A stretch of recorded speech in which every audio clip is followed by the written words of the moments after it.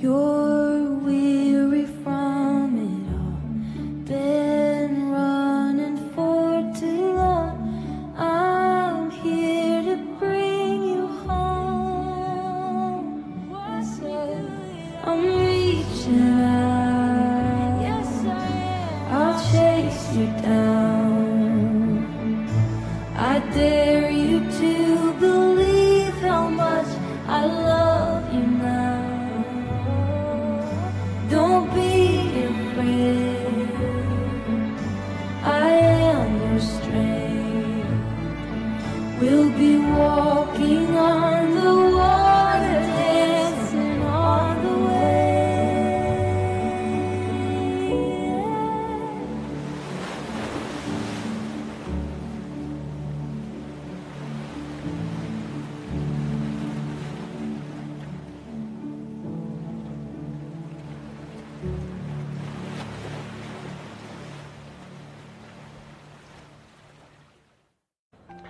Shalom saudara terkasih di dalam Tuhan Yesus. Kita bersyukur ada di minggu yang ketiga di bulan September ini. Kita siapkan hati untuk menerima kebenaran firman Tuhan. Kita yakin percaya Tuhan terlebih besar dari seluruh masalah yang kita hadapi. Dan Dia ada di dalam setiap musim kehidupan kita.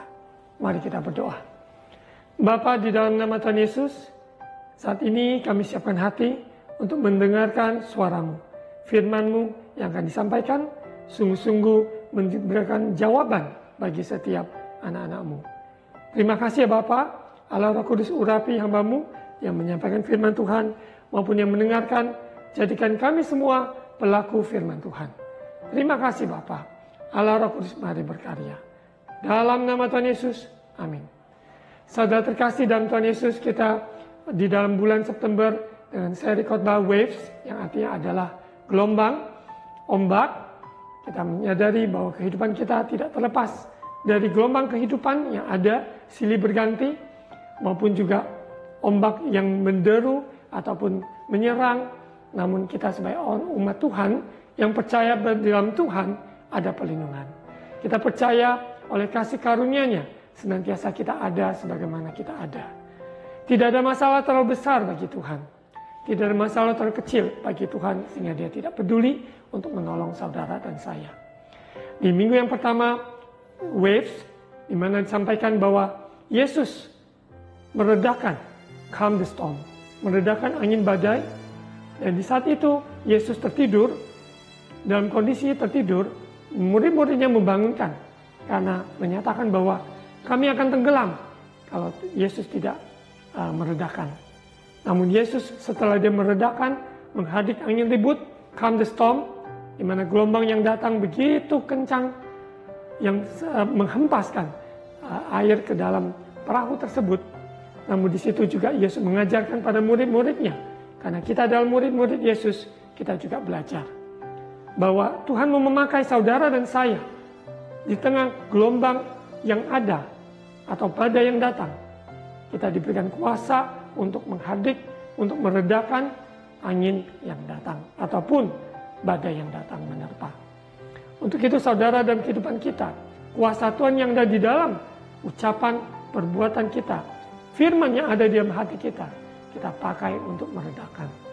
Maupun di dalam kondisi kita, kalau badai ataupun hujan, air, dan gelombang yang harus tunduk kepada kuasa Tuhan, biarlah hendaklah jiwa kita yang seringkali gundah gulana ataupun galau, ataupun seringkali terbawa dengan emosi pikiran, kita belajar tunduk kepada perintah Tuhan. Untuk itu saudara, dalam perjalanan ini adalah sekolahnya Tuhan. Kita belajar banyak hal apabila kita pasang telinga kita, kita membuka hati kita. Di minggu yang kedua, seri Waves ini, Jesus walks on the water. Dalam terjemahan aslinya, water itu adalah gelombang. Di tengah gelombang yang datang, Yesus berjalan di atas gelombang tersebut. Dan murid-muridnya dari berapa mil yang ada di perahu melihat bahwa Yesus itu mengatakan bahwa itu adalah hantu. Yang ada adalah ketakut bagi mereka.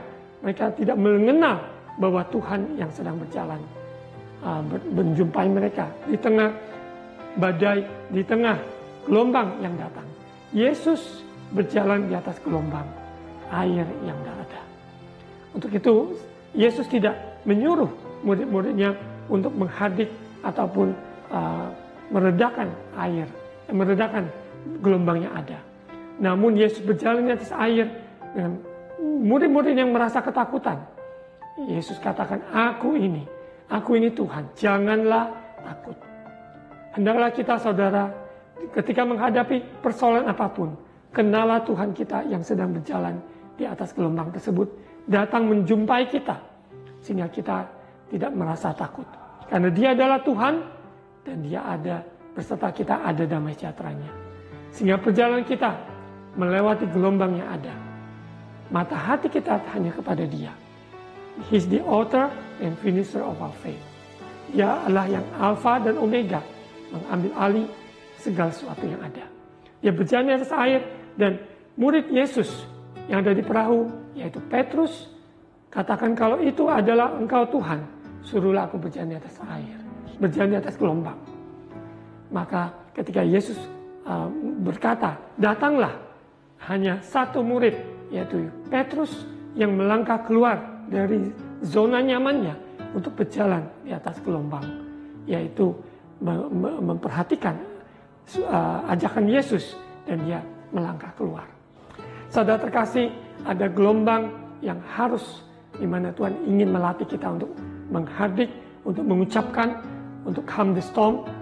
Namun ada juga gelombang, Yesus berjalan di atas gelombang tersebut untuk mengajarkan pada kita bahwa kita juga diberi kesempatan untuk mengenali Tuhan dan berjalan di atas gelombang yang ada. Untuk itu, mari setiap kesempatan yang ada, pakailah kesempatan itu, get out of the boat, apabila kita mendengarkan ajakan Tuhan untuk kita berjalan di atas gelombang tersebut. Saudara terkasih, di minggu yang ketiga ini kita akan lihat dari judul firman Tuhan, yaitu like a wave in the sea, seperti ombak di lautan. Saya akan ambil dari kitab Yakobus, di mana ada ujian dan cobaan dalam kehidupan silih berganti. Dan di tengah-tengah ujian gelombang, ujian pencobaan yang ada, kita butuh hikmat. Kita butuh hikmat, suara dari Tuhan untuk mengaplikasikan firman logos yang ada menjadi rema. Sehingga kita juga mempraktekkan godly counsel, nasihat orang bijak, nasihat orang yang takut akan Tuhan. Kita juga terima, karena itu adalah bagian dari hikmat dari Tuhan untuk kita praktekkan menghadapi ujian dan cobaan. Dan ayat yang ada di dalam bahasa Inggris, Yakobus, James chapter 1 verse 6, ayat 6. But when he asks, he must believe and not doubt, because he who doubts is like a wave of the sea, blown and tossed by the wind. Ketika seseorang meminta, dia harus percaya. Meminta apa? Meminta hikmat. Dia harus percaya dan tidak ragu.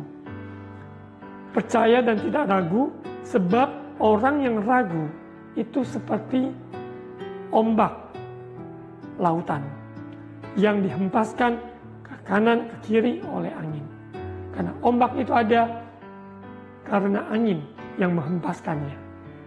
Kehidupan kita dalam mengikut Tuhan, jangan takut, jangan bimbang, dan jangan ragu. Do not doubt. Orang yang ragu seperti ombak yang di lautan diombang-ambingkan. Untuk itu, saudara, firman Tuhan suara pembawaan hari ini akan mengikis segala keraguan di dalam iman kita kepada Kristus, kepercayaan kita pada Tuhan, meminta, mencari, mengetok. Kita yakin seorang yang takut akan Tuhan, hidup benar, dia mengetok, meminta, mencari kehendak Tuhan yang terjadi, maka dia akan menerimanya. Karena orang yang meminta, dia akan menemukannya, akan mendapatkannya. Meminta, mencari, dia akan menemukannya. Mengetok, pintu itu akan dibukakan. Dalam bahasa Indonesia, Yakobus di pasal 1, salam dari Yakobus, hamba Allah dan Tuhan Yesus Kristus, kepada kedua belas suku di perantauan. Ayat 2, kalau di perikop dari bahasa Indonesia ditulis iman dan hikmat, tetapi dalam bahasa Inggrisnya adalah trials and temptation. Trials and temptations. Saya baca dulu dalam bahasa Indonesia, iman dan hikmat. Saudara-saudaraku, anggaplah sebagai suatu kebahagiaan apabila kamu jatuh ke dalam berbagai-bagai pencobaan. Sebab kamu tahu bahwa ujian terhadap imanmu itu menghasilkan ketekunan. Saya lebih tepat dalam bahasa Inggrisnya di judul Trials and Temptation. Ujian dan cobaan. Consider it pure joy, my brothers, whenever you face trials of many kinds. Anggaplah itu kebahagiaan sukacita murni, saudara-saudaraku, ketika kamu menghadapi ujian dari berbagai macam. Face trials of many kinds. Because you know that the testing of your faith develops perseverance. Sebab engkau tahu ujian dari imanmu akan mengembangkan, menghasilkan, yaitu ketekunan. Saya ambil dari bahasa Inggris, trials adalah ujian, temptations adalah cobaan, godaan. Dalam kehidupan kita, ujian untuk meningkatkan level iman kita. Karena ujian dari sebuah sekolah, dari seorang guru, untuk memproses kita, untuk supaya kita bisa naik tingkat, supaya kita bisa lebih lagi meningkatkan kemampuan kita dalam menghadapi, meresponi segala sesuatu yang ada. Itu adalah ujian. Ujian iman, ujian dalam kehidupan, ya, yang segala sesuatu yang Tuhan izinkan. Itu untuk membentuk kita, mendewasakan kita, supaya kita semakin serupa dengan Kristus. Dan segala sesuatu yang harus kita harus kikis, relakan untuk Tuhan bekerja, sehingga kehidupan kita diproses, dibentuk menjadi yaitu emas yang murni, yang sungguh-sungguh teruji dari dapur api ujian yang ada. Itu adalah ujian trials. Di satu lagi dikatakan ada temptation. Temptation itu adalah godaan. Tuhan Yesus tidak pernah menggoda kita, karena sang penggoda adalah iblis. Yang menggoda adalah iblis lewat panca indera kita. Apa yang kita lihat sehari-hari, apa yang kita tonton, yang kita dengar, yang timbul maupun dalam pemikiran kita, yang melayang-layang ataupun wild, yang liar, maupun yang hati kita, yang menyimpan hal-hal kerongsokan, maupun kepahitan, kekecewaan, kesedihan yang berlarut-larut, maupun juga perkataan orang, perbuatan orang yang membekas dalam hidup kita. Seringkali itu menjadi pijakan buat iblis bekerja, di mana godaan terbuka karena ada celah, di mana sakit hati, ada dendam, ada ketidakpuasan, tidak mau relakan untuk pengampunan, mengampuni orang yang bersalah, maka itu adalah menjadi pijakan buat iblis bekerja. Dan godaan ini di dalam firman Tuhan mengajarkan pada kita di dalam doa Bapa kami, lead us not into temptation, but deliver us from the evil one. Jangan bawa kami ke dalam pencobaan, tapi lepaskan kami daripada yang jahat. Hidup ini ada sekeliling, ada pencobaan yang ada. Karena kita masih mempunyai daging, manusia jasmani yang masih ada dalam tubuh kemah ini, kita adalah manusia rohani yang ada di dalam tubuh jasmani. Untuk itu kita harus berjaga-jaga senantiasa. Berdoa, berjaga-jaga. Berdoa, berjaga-jaga. Jaga hati kita, jaga mata kita, pikiran kita, pendengaran kita. Sehingga di dalam perjalanan kita, kita tidak jatuh dalam pencobaan. Jadi ingat ujian, pencobaan, godaan. Ya, godaan dari iblis itu ada di mana-mana. Dengan internet, sosial media yang ada, itu terbuka banyak hal. Namun apabila kita tetap dekat dengan Bapa, kita sebagai domba yang di tengah serigala, kita mempunyai hubungan yang erat dengan Bapa di surga. Kita sadari, kita domba yang lemah, namun Dia adalah kekuatan kita, oleh gada dan tongkat yang melindungi kita, sehingga kita diluputkan dari semua serangan musuh. Namun apabila kita yang membuka celah untuk iblis bekerja dengan sakit hati kita, tidak rela mengampuni dan sebagainya yang tadi saya jelaskan, maka kita menjadi sasaran mangsa dari perbuatan kejahatan dari iblis. Namun saudara, kita sebagai anak-anak Tuhan maupun sons and daughters, kita adalah anaknya laki-laki, anaknya perempuan yang dikasihi Tuhan. Kita mempunyai akses Bapa di surga oleh karena hubungan kita di dalam Yesus Kristus yang telah mengampuni dosa kita. Kita mempunyai full akses datang kepada Bapa kapan saja. Jadi di sini dikatakan kalau saudara mengalami ujian maupun juga cobaan, godaan, kita melihat dari sisi bahwa ada Tuhan turut bekerja menolong kita, meluputkan kita. Ya, karena semuanya bertujuan melatih iman. Melatih iman kita supaya kita menang lulus ujian, juga iman supaya kita tidak jatuh dalam pencobaan, karena pencobaan itu seperti ranjau-ranjau yang dipasang oleh iblis. Apabila kita tidak peka, kita tidak berhikmat, kita tidak hidup di dalam takut akan Tuhan, maka kita terjebak dalam perasaan, terjebak dalam godaan-godaan yang ada, sehingga jatuh di dalam perkara-perkara yang Tuhan tidak kehendaki. Ada orang yang jatuh karena lawan jenis, ada yang jatuh dalam hawa nafsunya, jatuh di dalam kekuasaan, merasa punya kuasa, semena-mena. Ada yang punya jatuh dalam keinginan daging, kekuasaan maupun juga kesombongan yang ada, dan merasa dirinya mampu mengandalkan kekuatan sendiri. Semua itu adalah jebakan-jebakan yang ada. Namun kalau kita sadari hidupku bukan aku lagi, tapi Kristus yang hidup dalam aku, maka aku tidak mau mengikuti keinginan daging. Aku mau hidup dalam roh, dipimpin oleh roh, sehingga kesombongan, semua kedagingan, semuanya harus tunduk pada nama Yesus, pada kebenaran firman Tuhan. Orang yang dipimpin oleh roh tidak akan ikuti keinginan daging. Perkataan yang dolak-dalik, memutarbalikkan fakta, memfitnah, gosip, dan perkataan-perkataan yang menghina, semua itu tidak ada di dalam hidup kita. Apabila kita hidup benar, kita tidak jatuh dalam pencobaan. Karena cobaan itu akan membuat seseorang merasa dirinya lebih dari orang lain, ataupun merasa minder dan merasa dirinya tidak layak. Namun ingat, kita semua manusia berdosa, oleh karena kasih karunia sudah kita terima keselamatan, kita dilayakkan. Kita ada sebagaimana ada karena kita dilayakkan oleh darah Yesus Kristus, sehingga hidup kita telah disucikan. Tidak ada lagi tuduhan dakwaan iblis, tapi yang ada adalah pertobatan, kehidupan yang murni mengikut Tuhan. Maka ujian cobaan yang kita hadapi, kita lebih dari pemenang. Dikatakan bahwa because you know that the testing of your faith develops perseverance. Perseverance must finish its work so that you may be mature. Mature itu dewasa, and complete, not lacking anything. Ketekunan itu akan menyelesaikan tugasnya, pekerjaannya, supaya kita dewasa.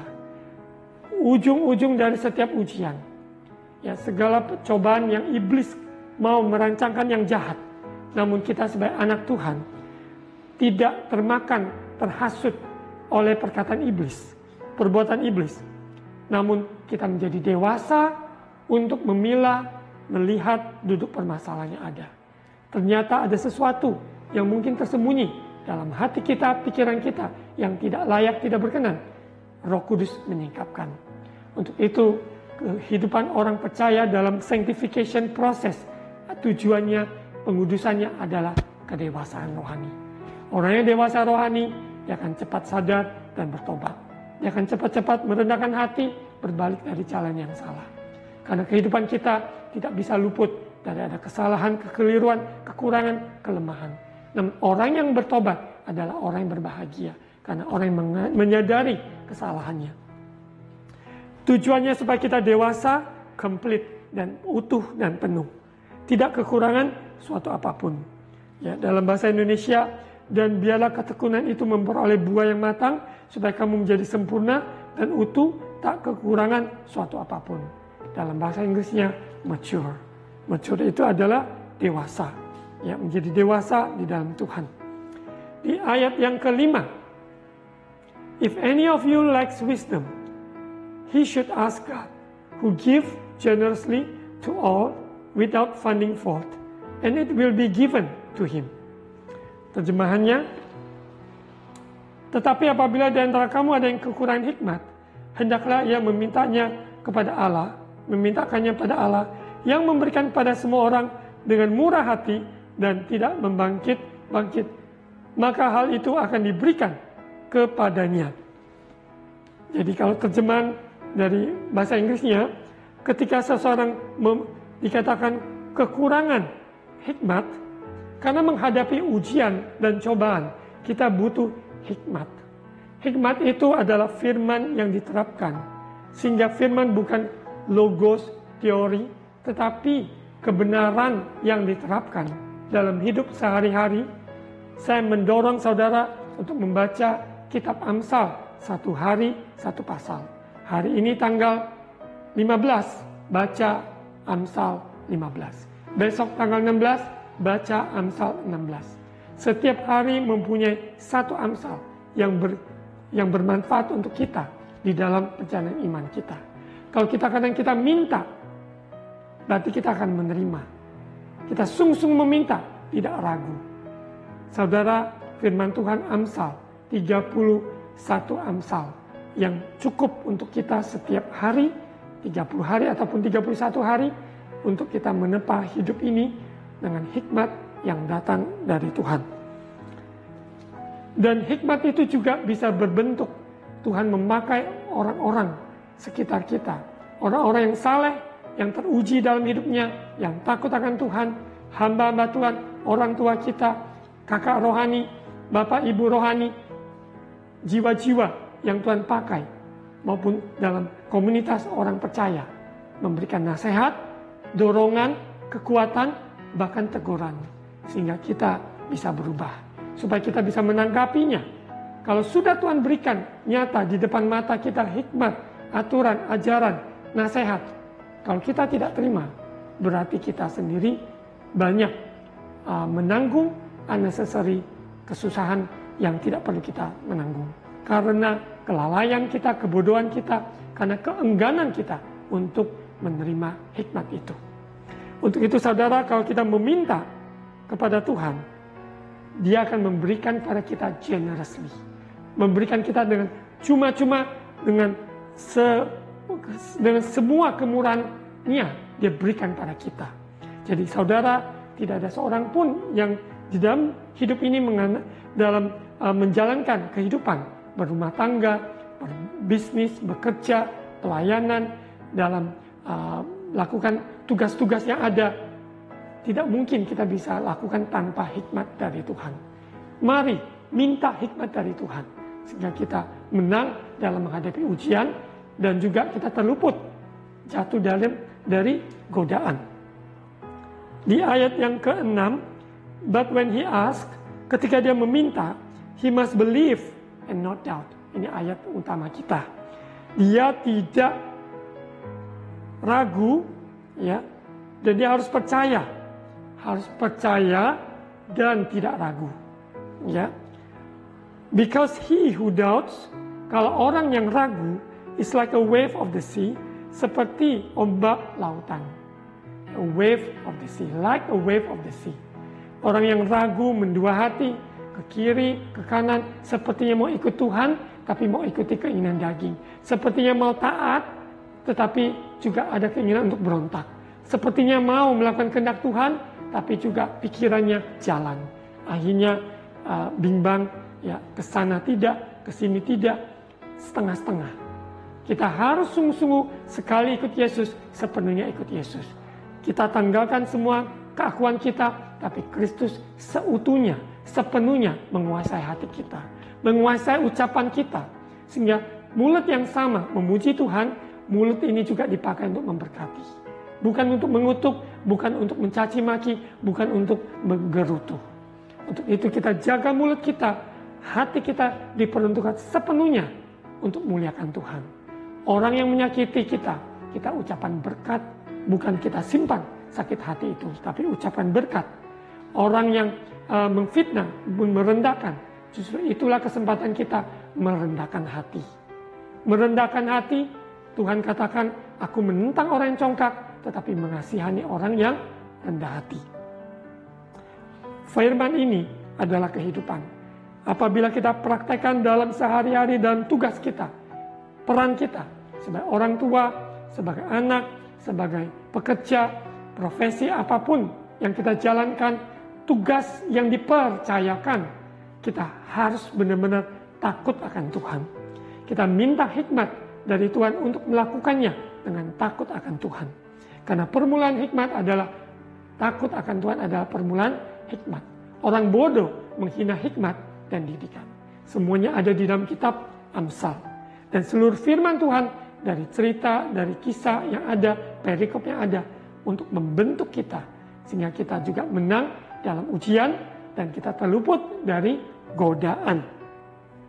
Di ayat yang ke-7. That man should not think he will receive anything from the Lord. Orang seperti itu jangan mengira dia akan menerima sesuatu dari Tuhan. 8. He is a double-minded man, unstable in all he does. Dia adalah orang yang mendua hati. Ya, pikirannya bercabang, tidak stabil dalam apapun yang dia lakukan. Hendaklah ini dijauhkan dari kita, sehingga perjalanan iman kita adalah ikut jalannya Yesus. Dia adalah jalan kebenaran dan hidup. Kita tidak menyimpang kanan, tidak menyimpang ke kiri, tapi jalan kita lurus mengikuti rencana Tuhan. Proses, tragedi, bencana, kesulitan, masalah apapun, Tuhan sanggup membuka jalan saat tiada jalan. Dia menghibur, dia membebat hati, dia juga mengangkat kita. Kita lanjutkan. Kalau di bahasa Indonesia ada perikop keadaan rendah dan keadaan kaya, ya, dan ada juga pengujian dan pencobaan. Kita lihat di dalam bahasa Indonesia, kalau bahasa Inggrisnya itu semua perikop adalah kesatuan dari trials and temptation di NIV. Dari ayat 2 sampai ayat ke-18. Ini adalah sebuah kesatuan. Dalam bahasa Indonesia dibelah-belah iman dan hikmat ayat 2 sampai 8. Keadaan rendah dan keadaan kaya, yaitu 9 sampai 11. Ya. Setelah itu baru pengujian dan pencobaan. Saya baca ayat 9, keadaan rendah dan keadaan kaya. Baiklah saudara yang berada dalam keadaan yang rendah, bermegah karena kedudukannya yang tinggi. Dan orang yang kaya karena kedudukannya yang rendah, sebab ia akan lenyap seperti bunga rumput. Karena matahari terbit dengan panasnya yang terik, dan melayukan rumput itu, sehingga gugurlah bunganya, dan hilanglah semaraknya. Demikian jugalah halnya dengan orang kaya, di tengah-tengah segala usahanya, ia akan lenyap. Saudara, dalam keadaan materi apapun yang saat ini Tuhan percayakan, keadaan yang kaya, bersyukurlah, pakai kekayaan itu untuk menjadi berkat buat sesama. Untuk pekerjaan Tuhan, untuk memuliakan Tuhan, untuk menolong seseorang. Yang bisa dilakukan, kita melangkah untuk lakukan. Orang yang saat ini dalam kondisi keadaan yang sangat rendah, mungkin terpuruk, ya, mungkin sepertinya kekurangan. Jangan tawar hati, karena percaya apabila saudara bekerja di dalam ladang Tuhan, Tuhan juga pelihara. Saudara bekerja dalam sehari-hari, Tuhan juga sanggup pelihara. Karena orang yang rajin, Tuhan juga yang memberkati. Ya, tangan yang ada, kaki yang ada, kehidupan yang ada, kita melangkah, kita berdoa, dan bekerja. Kita ingin percaya dalam kondisi keadaan apapun, baik yang saat ini, dalam ketika melewati lembah, mungkin lembah kesulitan, lembah yang sangat berat dalam hal kesehatan, dalam hal keuangan. Namun percaya, Yehova Rafa, Yehova Jireh, Dia Allah yang menyembuhkan dan Allah yang menyediakan bagi saudara dan saya. Untuk itu saudara, kondisi situasi apapun, jangan jatuh dalam pencobaan. Tapi lewat ujian ini, kita minta hikmat dari Tuhan dan kita lebih dari pemenang. Kita lanjut di pengujian dan pencobaan. Ya, ini yang sesungguhnya yang harusnya menjadi perikop ulang sepenuhnya adalah trials and temptation, pengujian dan pencobaan. Ayat 12. Berbahagialah orang yang bertahan dalam pencobaan, Sebab apabila ia sudah tahan uji, ia akan menerima mahkota kehidupan yang dijanjikan Allah kepada barang siapa yang mengasihi Dia.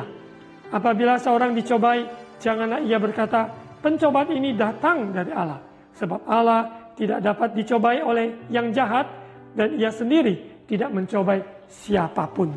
Ya, dalam bahasa Inggrisnya dikatakan, blessed is the man who perseveres, yang bertekun. Orang yang bertekun bukan 1 jam, 2 jam, tapi berhari-hari. Waktu demi waktu menguji ketekunan seseorang. Orang yang berdoa bukan semaunya, sesuka-sukanya. Tapi orang yang berdoa pagi, siang, malam, sehari-hari, waktu demi waktu, bulan demi waktu, berarti orang yang tekun dalam berdoa. Orang yang tekun mencari hadirat Tuhan, orang yang tekun melakukan firman Tuhan, pasti ada bedanya. Ayat 12, blessed is the man, diberkatilah orang yang tekun melewati ujian. Because when he has stood the test, ketika dia sudah menang melewati ujian, he will receive the crown of life. Orang yang menang dalam ujian, maka karakternya juga terbentuk dan dia menerima mahkota kehidupan. Mahkota kehidupan tidak diberikan cuma-cuma, tapi mahkota kehidupan kepada orang yang bertekun sampai pada kesudahannya. Kita sadari kehidupan kekal itu adalah datang dari Tuhan, ya, diberikan ketika kita percaya pada Yesus, tapi mahkota kehidupan diberikan kepada orang yang bertekun dan menang dalam ujian kehidupan ini. He will receive the crown of life that God has promised, yang Tuhan sudah janjikan kepada mereka yang mengasihi Dia. Ya, jadi tadi adalah trials, test. Sekarang ayat 13, when tempted, ketika seorang digoda atau dicobai, tadi ada perbedaannya ya. Ujian Tuhan yang ingin supaya kita naik level, ya, diizinkan melewati ujian. Tapi kalau cobaan, iblis yang bekerja. Ya, kita jangan jatuh. When tempted, no one should say God is tempting me, for God cannot be tempted by evil, nor does he tempt anyone. Ketika digoda, dicobai, tidak ada seorang pun katakan Tuhan mencobai aku, menggoda aku, sebab Tuhan tidak pernah dicobai oleh iblis. Ya, maksudnya tidak pernah dicobai, ataupun dia tidak pernah mencobai siapapun. Ayat 14, but each one is tempted, seorang digoda, dicobai, when by his own evil desire, he's dragged away and enticed. Dia diseret oleh keinginan jahatnya. Ya, orang yang ingin mendapat posisi kekuasaan, memerintah dan semena-mena kekuatannya, maka dia akan terjebak dalam hal ini. Dia masuk dalam cobaan iblis. Namun kita sebagai orang percaya, kita tahu kalau Tuhan memberikan kita sebuah otoritas, sebuah kesempatan untuk keluarga kita sebagai seorang ayah, seorang ibu, itu tidak semena-mena kita mendidik anak kita semau kita, tapi kita mendidik mereka sesuai jalannya Tuhan. Apapun yang Tuhan percayakan bagi saudara melakukan tugas, pekerjaan, pelayanan maupun keluarga, lakukan dengan sungguh-sungguh takut akan Tuhan, karena setiap perbuatan harus dipertanggungjawabkan di hadapan Tuhan maupun pada manusia. Di sini dikatakan bahwa orang yang dicobai karena keinginannya dan diseret oleh keinginannya. Ayat 15, then after desire has conceived, it gives birth to sin, and when it's full grown, give birth to death. Ingat, semua itu dari semua keinginan-keinginan, kejahatan, dosa yang akhirnya akan membawa maut. Ya, kalau bahasa Inggrisnya, bahasa Indonesianya adalah, tetapi tiap-tiap orang dicobai oleh keinginannya sendiri, karena ia diseret, dipikat olehnya. 15, apabila keinginan itu telah dibuahi dan melahirkan dosa, dan apabila dosa itu matang, melahirkan maut. Ujung-ujungnya upah dosa adalah maut. Tapi pertobatan yaitu kehidupan yang kekal yang Yesus sudah janjikan. Bertobatlah sebab kerajaan Allah sudah datang. Kehidupan kita senantiasa mengecek kehidupan yang bertobat, yaitu metanoia, perubahan pemikiran, berbalik dari jalan yang keliru, kita kembali kepada jalannya Tuhan. Sehingga pikiran kita, pikirannya Tuhan. Bukan pikiran kemauan kita, keegoisan kita, kehendak kita, keinginan kita. Ayat 16, saudara-saudaraku yang kukasihi, janganlah sesat. Setiap pemberian yang baik dan setiap anugerah yang sempurna datangnya dari atas. Diturunkan dari Bapa segala terang, padanya tidak ada perubahan atau bayangan karena pertukaran. Ya, yang datang dari atas itu sempurna. Kita tahu Bapa kita, Bapa yang segala terang, dialah yang menerangi setiap kegelapan yang ada di hati kita, di dalam yang kita tidak tahu, tidak sadar, namun terangnya menyadari kita. Kristus ya datang ke bumi membawa terangnya, yaitu terang Kristus menerangi dunia yang gelap ini. Atas kehendaknya sendiri ia telah menjadikan kita oleh firman kebenaran supaya kita pada tingkat yang tertentu menjadi anak sulung di antara semua ciptaannya. Mari jadikanlah kita semua pelaku firman Tuhan. Kalau perikop lanjutnya lagi, bahwa kita bukan hanya mendengar, tapi kita yang terima dengan lemah lembut firman Tuhan yang disampaikan. Biarlah hari ini saudara minta hikmat kepada Tuhan. Ada di Amsal, ada di nasihat, orang yang takut akan Tuhan, orang yang hidup sudah melewati ujian dan menang. Orang-orang tersebut yang Tuhan pakai juga memberikan kita arahan dan nasihat dan teguran. Mari kita belajar untuk tidak seperti orang yang like a wave in the sea, orang yang ragu, itu seperti ombak yang diombang-ambing ke kanan ke kiri. Biarlah kita mantap, confident in the Lord, berjalan lurus, takut akan Tuhan, berakar dalam firman Tuhan. Sekian firman Tuhan. Mari kita berdoa. Terima kasih Bapa atas firman-Mu. Firman-Mu adalah jawaban bagi antara anak-anak-Mu Tuhan yang saat ini menghadapi ujian yang dalam hal keuangan, dalam hal kesehatan, hubungan, dalam pekerjaan, dalam pelayanan, apa saja yang mereka hadapi. Kami percaya Tuhan berikan hikmat. Mereka minta hikmat dan tidak ragu dan percaya Tuhan memberikan arahan tuntunan supaya mereka mengambil sebuah keputusan yang takut akan Tuhan. Roh Kudus turut bekerja, jangan ada satupun yang ragu akan kasih-Mu, akan kuasa-Mu, karena Engkau baik, sungguh baik, sangat baik. Tidak pernah Engkau menutup mata dan Engkau tidak pernah membiarkan kami menjalan sendiri. Terima kasih Bapa, Tuhan berkati, berikan kemenangan, kelepasan bagi yang kesesakan. Tuhan penolong, Yesus penyembuh, Yesus ajaib, Yesus Engkau penyedia. Berkati presiden yang ada dan wakil presiden dan semua aparat yang ada dan peralihan yang ada, biar Tuhan kasih karunia menyertai. Berkati bangsa negara kami Indonesia ini, sekali lagi kami ucapkan berkat. Kami serahkan juga gereja-gereja Tuhan bersatu. Kristus adalah kepala gereja. Biarlah hamba-hamba Tuhan pakai dan urapi, mempersiapkan umat Tuhan yang dewasa rohani, yang takut akan Tuhan menjadi berkat bagi sekelilingnya. Terpujilah nama-Mu Bapa, kami mengucap syukur. Mari angkat kedua tangan, terima ucapan berkat imam. Tuhan memberkati engkau dan melindungi engkau. Tuhan menyinari engkau dan wajahnya dan memberi engkau kasih karunia. Tuhan menghadapkan wajahnya padamu dan memberi engkau damai sejahtera. Terimalah berkat kasih karunia dari Allah Bapa, cinta kasih dari Tuhan Yesus, persekutuan Allah Roh Kudus menyertai kita semua hari ini sampai Maranatha, Yesus datang kembali. Di dalam nama Tuhan Yesus, amin.